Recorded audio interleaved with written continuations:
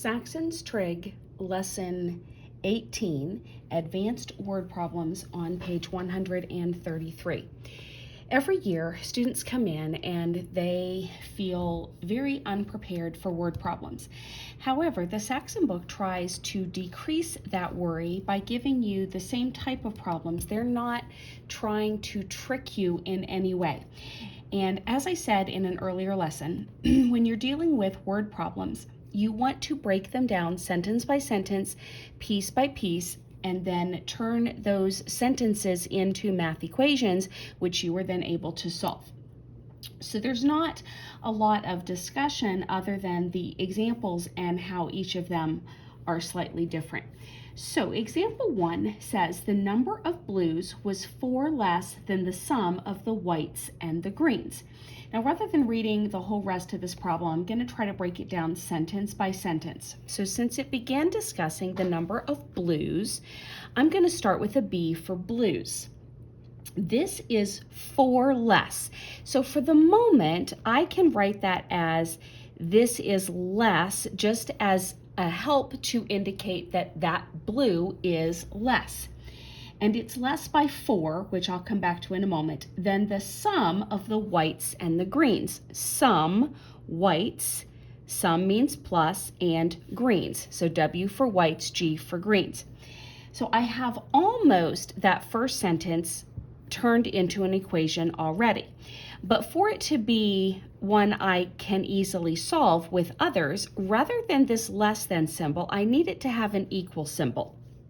So blues, something or other equals whites plus greens. Now, let's deal with the fact that it said blues are less by 4 than this sum.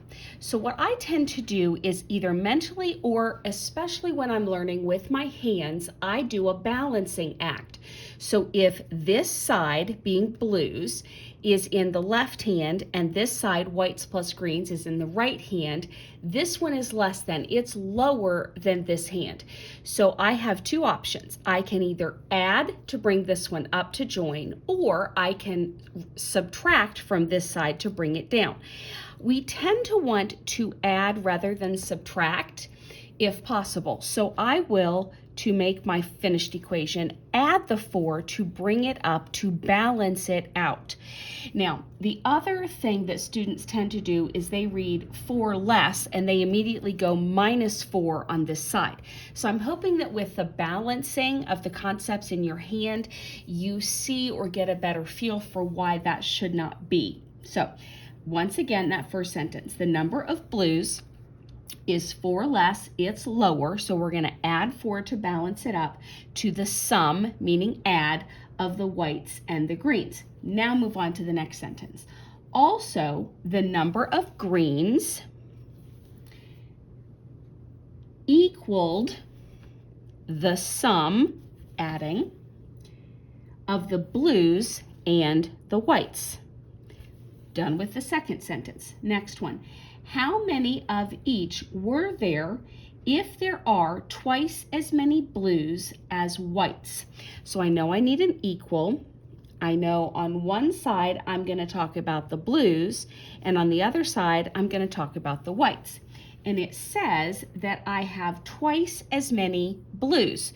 Blues are bigger. So if I would put the 2 with the blues, I'm making it an even bigger concept. However, if I put the 2 with the whites, I will balance it. So now blues, which was a bigger concept, will match with 2 times the whites. So I hope that that makes sense. That again, just like in that first one, instinctively we feel like if we've got the twice as many blues, that we should be putting 2 with the blues. Now, before I move on to solving, I do a shortcut that's slightly different than the book. So if you are following their example 1, you see an N with a little b. So what they're doing for each of their equations instead of a plain b is they're saying number of blues, number of greens. Now, because it's number every single time, I have just shortcutted it to blues and greens. If you prefer, however, number of blues, number of greens, you are more than welcome to put that into your equation so that you can match what the book is doing. All right, now that we have three unknowns, blues, whites, and greens, with three equations, we know that we can begin solving. You can substitute or eliminate at this point, just like we did in the earlier lesson where we were dealing with X, Y, and Z. So I look at this one, I realize I've got blues, whites, and greens. This one also has blues, whites, and greens, but this one has only blues and whites, and blue is already solved for. So I can choose to substitute 2W in everywhere there was a blue in the other two equations. So that would give me 2W instead of this B plus 4 equals W plus G. And in this one, G equals, oh, I also had a G equals. I could have substituted here, but again, because this one had 3, I tend to wait to see if doing a smaller substitution might help me not have to deal with that. All right, so now equals 2W instead of the blue plus W. See, and it does help me because now when I simplify this, G is actually 3W. Then doing a substitution into the top one for this will be helpful. So I have 2W and this W, which we're going to move this one over and subtract it. So we have W plus 4 equals, and then 3W plus this W is 4W. Okay, now I have W's only. So this is working out well to just do a series of substitutions. Let's move this W over and subtract it. So 4 equals 3W. I feel like this should not be coming out. Usually your whites, greens, and so forth don't come out fractional. So I'm wondering if I did a boo-boo. I'm gonna pause it and find it. I most definitely found where my mistake was. I was doing too many steps simultaneously. I had moved this W over, which made it this W. It was no longer here. If I'd crossed it off, I would have seen it. When I did my substitution with this 3W, I inadvertently added it with this one, and so this should have remained the 3W I plugged it in as. Then when I move this W over, this should be a 2. Now I can divide evenly with the 2. 4 divided by 2 is 2. Now we're back on track. So the whites are 2, and I can look back for an easy place to plug a W to solve for another letter, and that's here with the B. So 2 times 2 will give me 4 for the blues, and now if I know 2 of them, I can plug into any of the equations and get it. Since I need the G, this looks like a pretty simple one to do, so it's going to be blues, which is 2. 4, plus W, 2, 4 plus 2 then, 6 for the greens. Now these do not have a set order like the X, Y, Z. You just need to box the full answers. All right, let's move on to example 2. The quarters, nickels, and dimes totaled 20. So this means just the amount of nickels, quarters first. Not that it will matter, but I'll try to keep it in order. Quarters, nickels, and dimes total to be 20 coins. Then it says their value is $1.90. Okay, so the next equation is going to include values. The value for a quarter is 25 cents. Since it's in cents, but I want to avoid decimals, I'm going to not record anything with its decimal format. So 25Q plus 5N plus 10D equals, and instead of writing the 1.9, we're going to write 190. Again, that avoids the necessary writing of decimals in there. Okay, that's the first sentence. How many of each kind were there if there were 4 times as many nickels as quarters? So I have nickels and I have quarters, and we have an equal sign in between, and I always ask myself which concept is bigger so I don't put the number with the wrong one. There are 4 times as many nickels, so I don't put the 4 with the nickels. That would make it even bigger. I will put it with the quarters to keep it in balance. So the nickels balance with 4 times the quarters. Now we have 3 unknowns, quarters, nickels, and dimes, with 3 equations. Again, I see this last one is something that I can easily substitute. So I'm going to put the 4Q everywhere there was an N in the other equations. So we now have quarters plus 4 quarters substituted in plus dimes equals 20. For this one, we have 25Q plus 5. And since we're substituting in, we're going to do a parenthesis to remind us that 5 is multiplying with the n. Fill in the 4Q plus 10D equals 190. Let's simplify and see where we're at. Q plus 4Q, 5Q plus D equals 20. And then 5 times 4 is a 20Q plus 25 should give us 45Q plus 10D equals the 190. So I'm down to 2 equations, but they do have 2 unknowns. So I either need to substitute or eliminate. If you like the substitution step, I would solve for this D that has no number in front by moving the 5Q and plugging it in. If you prefer to eliminate, either way, you don't, these are both positive, these are both positive. So you don't already have a set where it's one positive, one negative, therefore you can just add them straight up without a problem. So if I choose to eliminate the Q's, I'm going to change this one into a negative 45 by multiplying the entire equation by negative, why did my brain just go blank? 8. If I'm eliminating the D's, I want the common number to be 10. This will need to be a negative 10, so I'm going to multiply all of this by negative 10. I'm going to do that just because it feels like it's slightly easier. So we're going to multiply here by negative 10. That's going to be negative 50Q minus 10D equals negative 200. And then when I add the 2 equations together, my D's will cross off. 45 minus 50, negative 5Q equals 190 minus 200, negative 10. Divide by negative 5. So we get negative divided by negative is positive 2 for the quarters. So then let's go back to this original one to get our N. So 2 times 4 nickels will be 8. And then we have 2 of them. Let's go back to the original one. 8 plus 2 is 10. How much more to get to 20? Another 10. So the dimes will be 10. And checking my answer, 10 were dimes, 2. Okay, and then again, we just need to box that is the answer for all of those. Example 3. Reds varied directly as blues. Okay, now the book will go through the equation that deals with a constant in it. I will do all of mine in a proportion because I feel that they're easier for me. If, however, you like dealing with their constant K, you can follow the way they are doing that in the book for this solution. So reds for me, reds 1 over reds 2 is the start of my proportion.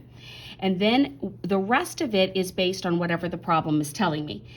Varied directly as blues. So that tells me directly means that blues 1 remains over blues 2. Directly as blues squared, So this is the correct format, but each of them needs to be squared. And inversely tells me I'm writing this backwards. So this will put G2 on the top, G1 on the bottom, inversely as the greens. And then there's nothing else added with the greens. When there are 80 reds, okay, so now this is my equation, and I'm going to fill in the given numbers. When there are 80 reds, that's my first red. There were 4 blues. That's my first one, 4 squares to 16. And 2 greens. That's my first green, so it's going to be in the bottom. How many reds? I'm solving for the second red. When there are 8 blues, so my second blue is here, and it's 8 squared to 64. and there are 10 greens. My second green is multiplying up here.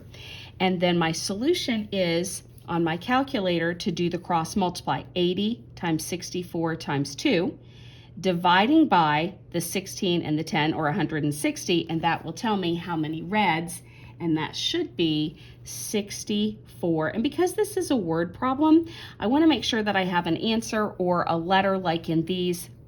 Always word problems should have not just the number, unless there's literally no other information you can put with it. Every word problem should have a label, handle, whatever terminology you use for that word part to the answer. Now, example 4. The sum of the digits of a 2-digit counting number is 5. Now, I'm just going to make an example for a moment and say I have the number 23. 3 is in the units location, 2 is in the tens location, and we learned that way back in elementary school. So for our purposes, what this is saying is the sum of the digits of a 2-digit counting number is 5. They're saying tens plus units equals a sum of 5. So if I used this T, that's my tens, I'm basically saying whatever is in this slot to get its value is multiplied by 10. Units doesn't multiply with anything except for 1, which doesn't change it. So we're using units for this part. And the sum of these two, 2 plus 3, is going to give me the 5. So we're not dealing with its value. We're dealing with the sum of these two actual numbers. So the sum of the digits of a 2-digit counting number is 5. When the digits are reversed, now we're going to talk about its value. So we're flipping this to be 32. So now what we're actually saying is we have a 3 times 10 plus a 2. So over here with my T's and U's, we're going to do that in the value. 10U plus T. When the digits are reversed, this number is 9 greater. This concept is 9 greater. So we're going to add 9 to the other side to bring it up to balance it. Then the original number. The original number then was in 10T plus U. And what is the original number is the question. So we have 2 equations, 2 unknowns. We begin to solve. The first thing I want to do is simplify this one down so that I don't have multiple U's and T's in it. So this U is going to subtract and leave me 9U. This T is going to subtract and leave me 9T. Now I've simplified it as far as it will go. I can choose to put the T over here with the U and then eliminate, but I find it easier on these to solve for either T or U and substitute it. These are both 9s, so whichever way I choose to substitute makes no real difference. It doesn't save me anything. So I'm just going to solve for T, random choice. So that will mean the U is moving by minusing it. And now this concept will substitute in for this T. 9U equals 9 plus 9 times, and what goes in for the T? 5 minus U. Distribute 9 times 5, 9 times U minus 9U. Add this to the other side. 18U equals, and 45 plus 9, 54. I believe I've got that right. And then 18 times 3 gives me so 54 divided by 18 means that my units number is 3. Plug back in, 3 plus, it's just unique, the one I pulled actually is the working one. So 3 plus what gives me 5? T is 2. And I don't want to box those because the question says what is the original number. I want to put the original number in its actual order. So tens comes first. So 23 is the answer to that problem. All right, completely shifting gears again with example 5. And that says to get 1,000 gallons of a mixture that is 56% alcohol, it was necessary to mix. All right, I'm going to pause there and try to get down the information it's giving me. So I know that In every problem that deals with this percentage or gallons, amount of a liquid, we are going to follow this pattern. We have a percentage and an amount plus a percentage and an amount will equal a certain percentage and an amount. This amount must be the sum of this one plus this one. Now the percentages won't be the sum of these percentages. It'll have its own unique percentage, but these two must add to match this one. So now that I know that, when I read the 1,000 gallons of a mixture, I know that this is my equal and it's my amount at 1,000. That is 56% alcohol. For now, I'm just going to write that with a percentage sign. I'll go back to fixing what it actually is in a minute. It should be in decimal format, but I want you to get the writing of the equation before we fix all the other little pieces. The other thing that I do is I immediately label with a letter that this is alcohol, because they like to give you an answer that's in alcohol and then over here talk about your waters, so that you have to make an adjustment to make sure that every piece of your problem is dealing with the same concept. I don't want an alcohol and a water mixed into the same equation. It'll mess everything up. All right. It was necessary to mix, so that's where that plus sign came from, a part mixed with another part, a quantity of 20% alcohol, so 20%, and again, we know that's alcohol, and I don't know an amount, it just says a quantity, so let's call that amount our X. With a quantity of 80% alcohol solution. So I know this is 80%, it's alcohol. All right, so now I can stop worrying about, because they're all alcohol listed in this equation. And this amount, as we said, I don't know what it is, but I know that this plus this should equal this. So what I fill in here is the 1,000 minus the amount I've already used up for this first part. Now we've got the basics for our equation, because we're fitting percentage times amount plus percentage and amount has to equal a percentage and amount. All the percentages have to be the same wording.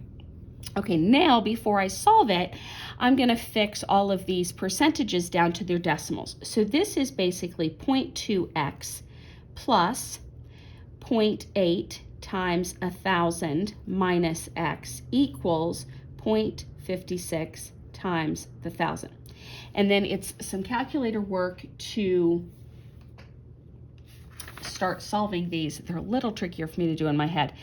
Nothing I can change with the 0.2x. 0.8 times 1,000 is going to move that decimal 3 places. One of them gets used up with the decimal point. So this will be 800 minus 0.8x equals 2 places in the decimal are used up here. So that's going to leave me 560. I think that's right. Then these two will go together and the 800 will move. So 0.2 minus 0.8 is negative 0.6x. And 800 taken from 560 needs to be subtracted the other way. So 240, negative 240 unless I've made an error. And then they're both negative, so when I divide, that's going to become a positive. And I'm taking 0.6 dividing into 240, so that's basically 2,400 divided by 6. So I'm going to check, do they have 400 for that answer? Yes, okay. So this is the X value in gallons, because that's what the original problem talked about. So my answer will look like this. I will have 400 gallons. And which quantity had the plain X? The 20% one. So I have 400 gallons of 20%. Then I also need, because it's asking how much of each, how many gallons of the 80% will I have? And the total had to be 1,000, so 1,000 minus 400 is 600 gallons of the 80%, and that's the answer that we're looking to box. Okay, example 6. Very similar to what we just did. How many liters of a 64% glycol solution must be added to. So this is giving me this information to start. So I have 64, I'm going to go ahead and put it in decimal, 0.64. How many liters of that unknown amount must be added to 77 liters, that's the amount, of a 23%, 0.23, and again, I should have labeled that G, this one is also G for glycol, solution to get equaling 42%, 0.42, again, that's G, so I now know they're all the same, I'm golden, solution, and it doesn't say anything about amount. So implied here is the fact that I need to add these two amounts and fill into this side. So X plus the 77. Okay, now these get a lot trickier. It's not just multiplying by 1,000, which I can do in my head. So you need the calculator to actually do these calculations. So 0.64x plus whatever 0.23 times 77 is, I'm getting 17.71 from the book, equals 0.42 times x, distributing at this point, 0.42 times 77, and that is 32.34. Now we can combine these together. So 0.42 is going to subtract off of 0.64. That should give me 0.22x. 17.71 is going to subtract from the 32.34. And hopefully that is the 14.63. Divide by the 0.22, and you should get 66.5 or something very close to that. And the original amounts were in liters, so liters. And the question merely said how much of this original one with the X, so this is the only answer that I need. I don't need to tell it how much the total solution amount is, just how much of that one did we need. The final example in this lesson is about weights. So again, you need a new way to solve this type of problem. The weight of the carbon in a container of C3H7Cl for chlorine, H for your hydrogen, and C for your carbon. And you need to know the numeric value attached with carbon, hydrogen, and chlorine. But rather than expecting you to have this memorized from science class, which I'm guessing you probably should, they give you at the end what they are. So you will constantly see the same numbers attached with carbon, hydrogen, and chlorine, and the book is going to provide that for you for each of these problems, which is very helpful. So it gives me in the problem the weight of the carbon in this container is 113 grams. So what I'm going to do is I'm going to kind of basically do it as a chart. I just think it keeps it easy for everyone. So we've got our carbon, our hydrogen, our chlorine, and our total. So in the equation, maybe would be the, and then the actual, however you wish to kind of label this so you keep them straight. So from the equation part, we're talking about what is given here. So you have, let me go ahead and write down that they told me C is 12, H is 1, and chlorine is 35. Okay, so for my equation, my number here is, I have 3, I have 7, and I have 1 because it's implied. My total for all of those would be then 11. For my actuals, I need to take 12 and multiply it by 3 and get 36 for the actual. 7 at 1 multiplies to give us 7. 1 times 35 gives me the 35, and then the total for all of those will be 78. Okay, now I've kind of organized it in a chart. The question says, what was the total weight of the compound?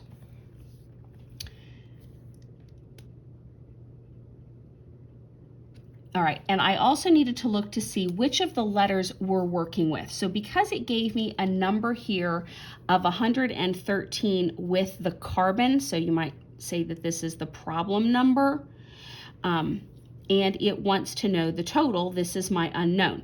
So I don't need these anymore for information. To set up a proportion, I need to pull where I had an actual and what it wanted me to solve for. So we're basically solving 36 over 78 equals 113 over the x. If you don't wish to rewrite it, you don't have to, because it's pretty clear when you do the cross multiply. It's 78 times 113 divided by the 36. So your total is 244.83, and what were these listed in? Grams. And that's all I need for the total.